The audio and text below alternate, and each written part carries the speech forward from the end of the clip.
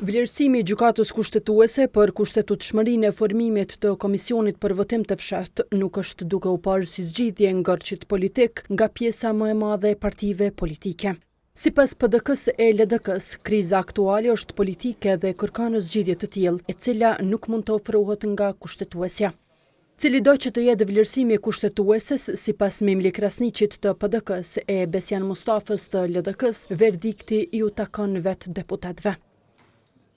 Kushtetuta e parashën në mënyrë shumë qartë që deputeti nuk i nënshtrohet asnjë mandati detyrues, duke përfshirë edhe ata gjykim. Problemi është politik.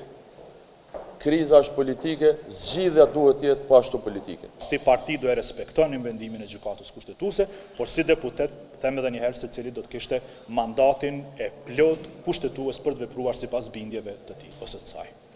E në lëvizjen vetëvendosje presin që vlerësimi i gjykatës të jetë në favor të formimit të Komisionit të Fshehtë. Me logjikën time nuk shoh asnjë mundësi që gjykata kushtetuese të thotë që votimi i fshehtë, i cili është i parapar nga kushtetuta, të jetë kundër kushtetues. Domethënë këtu ka një, edhe vetë vonesa tregon që ka një dilemë të madhe se si të vi përgjigja, sepse nuk mund të jetë votimi i fshehtë antikushtetues.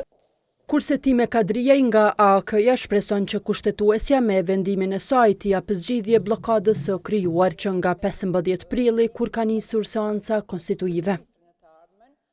Zhvarritja e tillë është e pakuptimshme dhe unë mendoj që edhe po shpresojmë që gjykata kushtetuese do e jep një verdikt i cili ndoshta do filloj dhe do e zgjidh këtë problematik, sepse nëse duke e pa që kemi një gërç, ndoshta është momenti që gjykata kushtetuese me ofru një alternativë që në të ardhmen mos me pas probleme të tilla.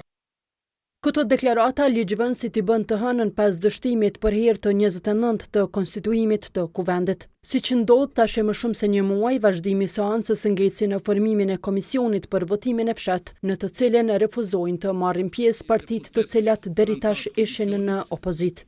Paraprakisht para hyrjes kryesore të kuvendit protestuan 2 qytetarë, Arjanit Koci e Fatmir Muqolli. Derisa Koci u mundua disa herë të mbyll derën e objektit e të pengoj deputetët të deklarohen për media, Muqolli ju kërkoi që të bëhen bashkë e për kryetaret të kuvendit të votojnë Saranda Bogujevcin.